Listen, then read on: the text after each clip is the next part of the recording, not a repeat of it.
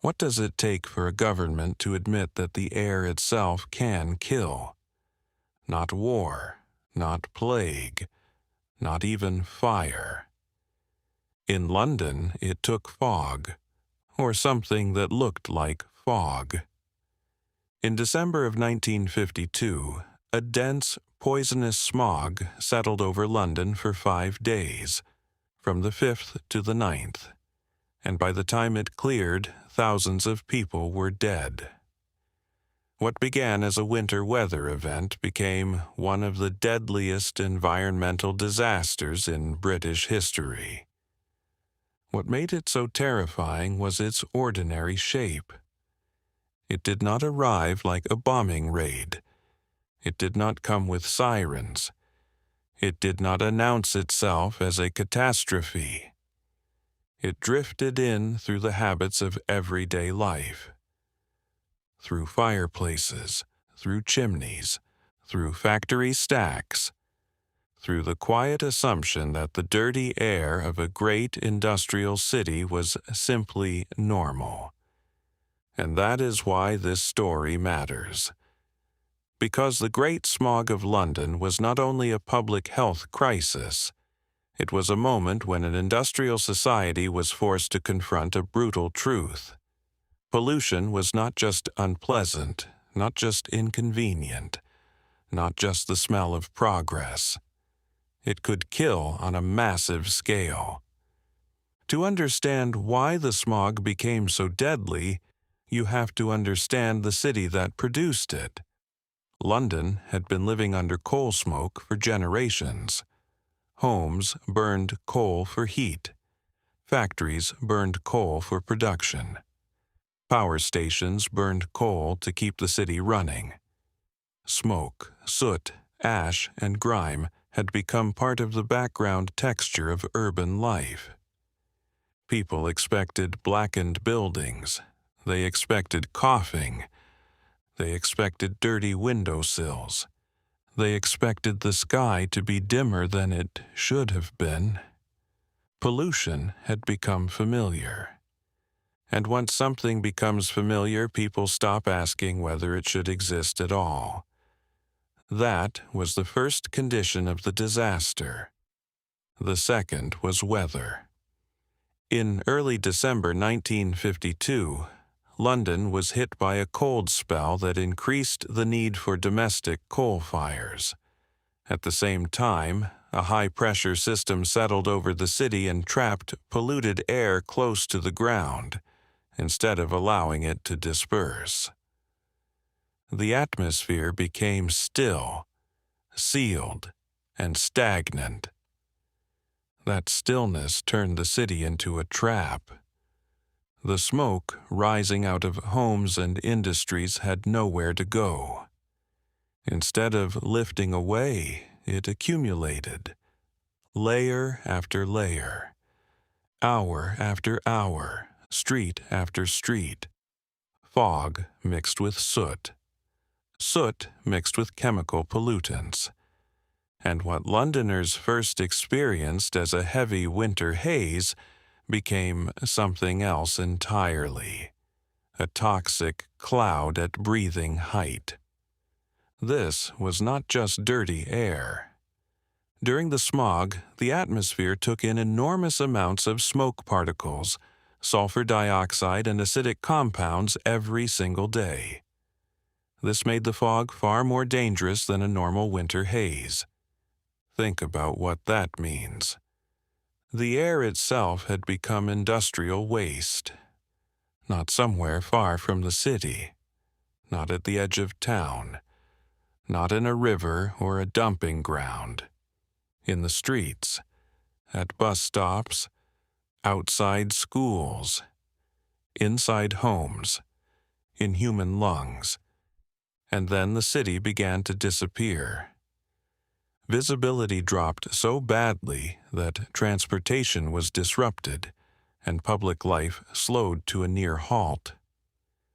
People could not see where they were going. Lights became halos and then vanished. Buildings faded into walls of yellow-black murk.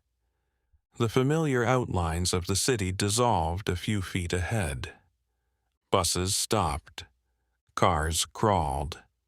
Normal routines broke apart. But what makes the Great Smog chilling is that it did not look like the disasters we usually fear. There was no collapsing bridge, no explosion, no single dramatic point of impact. Instead, danger arrived as atmosphere. That made it harder to grasp in the moment, because people had been trained by experience to treat smoke as a nuisance, not as a mass killer. You can survive a nuisance. You complain about a nuisance. You wipe it off the windows and carry on. But this was something else. The smog entered the body quietly. Every breath became exposure. Every minute outdoors became risk. And for people whose lungs or hearts were already vulnerable, the effect could be catastrophic. The elderly were at risk. Infants were at risk. People with respiratory illness were at risk. The poor, who often lived in worse conditions and had fewer ways to escape exposure, were at risk. The city had created an invisible hierarchy of survival, and the smog exposed it. At first, the scale of the disaster was not fully understood. Early estimates put the death toll at around 4,000. Later, research raised the total to about 12,000 deaths, as the longer-term effects became clearer. Tens of thousands more were made ill. That number is almost too large for the imagination. 12,000 deaths. Not on a front line. Not in a building collapse. Not in a sudden epidemic, but from breathing the air of one of the world's great capital cities. That fact should stop us, because it means the Great Smog was not just a strange accident of weather. It was a lethal interaction between climate conditions, domestic heating, industrial fuel use, infrastructure, and political tolerance. It was man-made in everything except the stillness of the sky. Even animals were caught in it. Reports from the time said cattle at Smithfield were asphyxiated by the smog. That detail sounds almost unreal, but it captured the scale of what had happened. And still, the deeper significance of the disaster was not only medical, it was legal. For decades, smoke had been treated as the unavoidable shadow of prosperity. It dirtied clothes, blackened buildings, and damaged health. But it remained broadly tolerated because it was tied to heat, work, energy, and the mythology of industrial power. The Great Smog shattered that tolerance. It forced Britain to ask a question that industrial societies often try to avoid. If ordinary economic life produces ordinary death on a massive scale, at what point does ordinary life become unacceptable? That is the heart of this story. Because environmental law does not usually begin with a philosophical revelation. It begins when a society can no longer pretend that the damage is abstract. Before a law exists, pollution can hide behind habit. After a disaster, habit loses its innocence. That is what happened in London. The smog made pollution visible in a new way. Not visible because smoke had never been seen before, but visible as a political failure. And once a problem becomes a political failure, it becomes a legal problem. This pressure helped produce one of the most important environmental laws in modern British history, the Clean Air Act of 1956. Passed in the years after the smog, it introduced measures meant to reduce smoke pollution across British towns and cities. Now, on paper, that may sound dry. A law? A regulatory response? A set of restrictions? But behind that dry language was a profound shift in how a modern state understood its responsibilities. The Clean Air Act created smoke control areas where only smokeless fuels could be burned. It encouraged a move away from traditional smoky coal toward cleaner alternatives such as smokeless solid fuels, gas, and electricity. And it also included measures affecting industry and power generation. In other words, the law did not merely punish bad behavior. It redesigned the conditions under which urban life operated. That is a different kind of power. It meant that the atmosphere was no longer being treated as a free dumping ground. It meant the state was beginning to recognize that air had to be governed, measured, protected, defended. That may sound obvious to us now, but it was not obvious then. Modern people often assume environmental regulation is a natural part of government. It is not. It had to be built, argued for, forced into existence. And almost always, that process is ugly. Because regulation means telling powerful systems to change. It means telling industries that profit is not the only value that matters. It means telling households that old habits may no longer be acceptable. It means telling a city that the way it has always lived may be the very thing that is killing it. The Great Smog made that argument impossible to ignore. There is an important pattern here, one that repeats across the history of cities. A danger becomes normalized. People adapt to it. Institutions delay action because the cost of change feels high. Then, a crisis arrives and reveals that the cost of inaction was far higher. That pattern had happened before in London.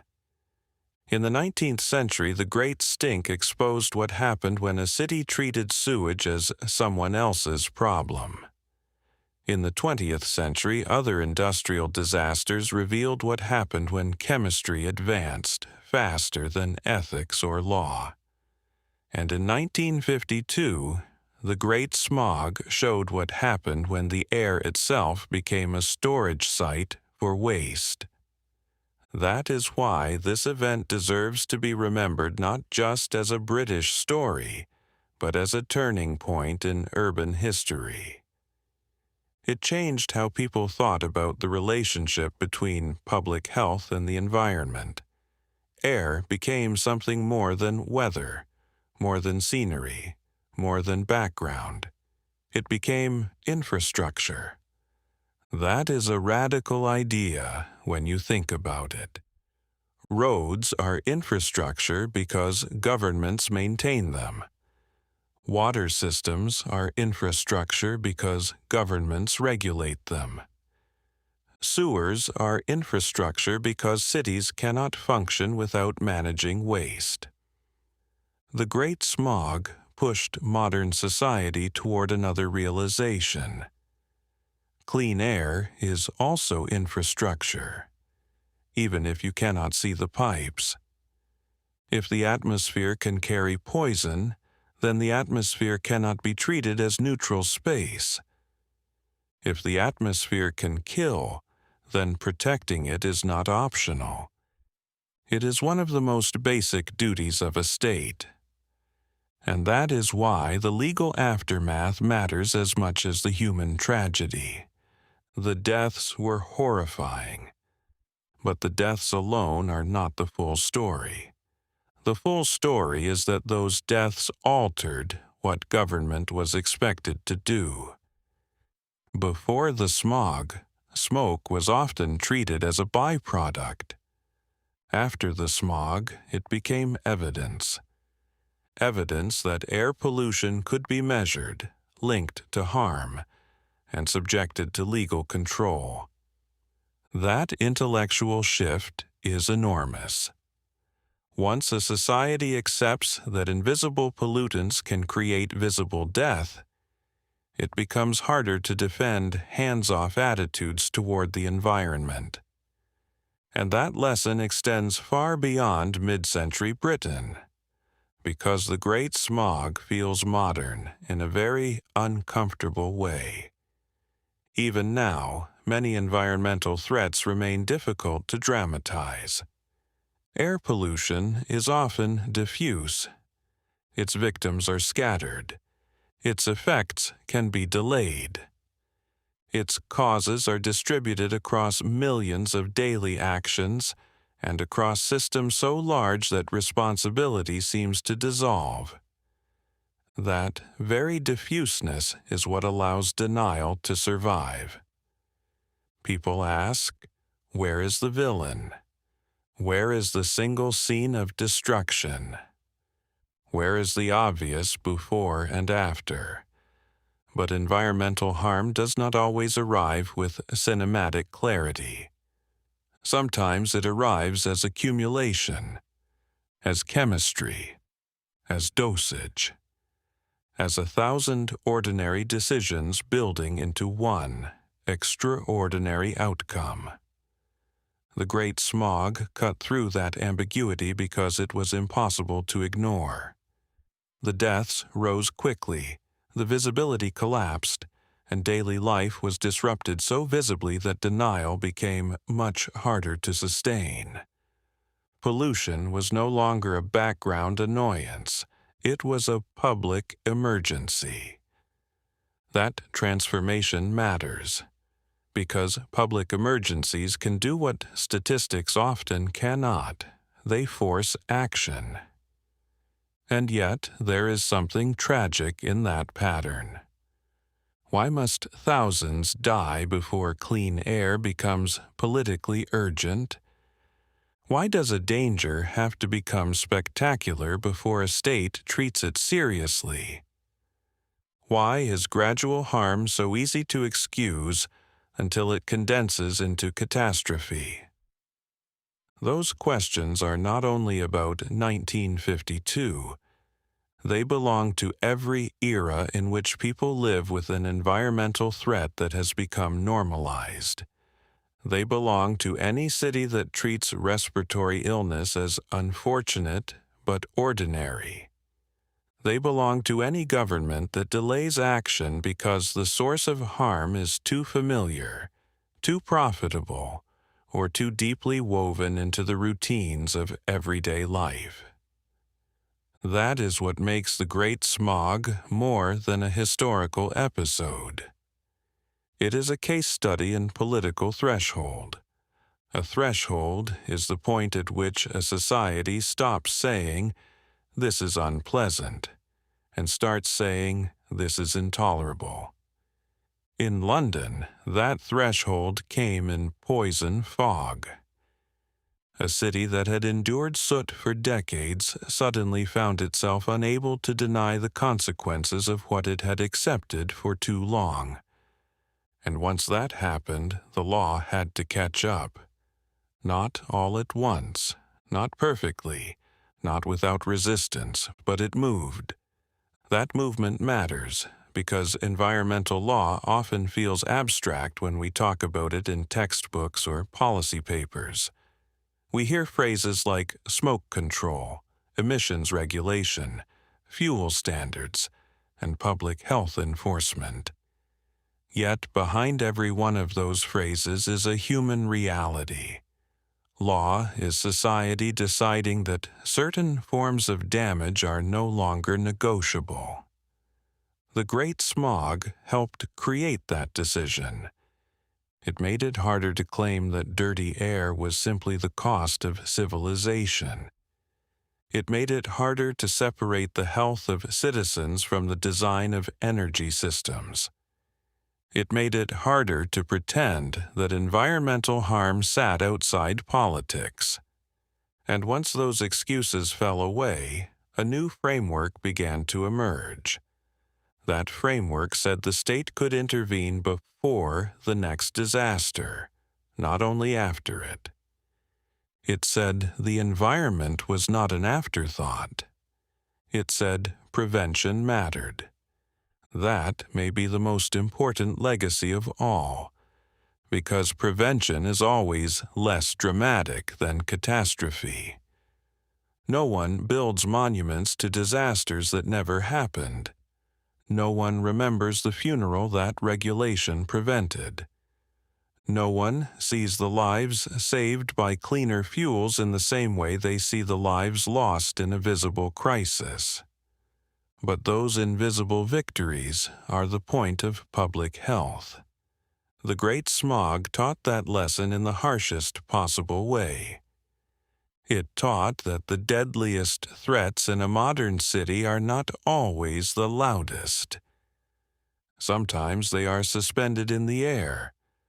Sometimes they are woven into domestic routine. Sometimes they are hidden inside the very systems people rely on to stay warm, move around, and keep the lights on. And once that reality becomes undeniable, the moral logic changes. What was once tolerated becomes unacceptable. What was once tradition becomes liability. What was once normal becomes scandal. That is how legal revolutions often happen. Not with grand theory first, but with suffering that strips a system of its excuses. By the time the smog lifted, London had learned that pollution does not need to look spectacular to be deadly. It can creep into the streets, settle into the lungs, and kill without a single dramatic flashpoint. So when we look back at December 1952, we are not only looking at a weather event. We are looking at a city confronted by the consequences of its own design. We are looking at a government forced to redefine its responsibilities. And we are looking at the birth of a new legal idea that the air people breathe is too important to leave ungoverned. The Great Smog did not invent pollution. It did something more important. It made pollution politically undeniable. The air became visible. The deaths became countable. And the invisible machinery of industrial life became, finally, a matter for law. If the 19th century taught cities how to remove waste from their streets, then the Great Smog taught the modern world something harder. How to recognize waste when it is all around you. Impossible to hold, impossible to see clearly, and still capable of killing. That was the real revolution. Not simply that London suffered, but that, after suffering, it changed what a government could be expected to do. And ever since, every debate about emissions, public health, urban planning, and the right to breathe clean air has lived, in some way, in the shadow of those 5 days in December.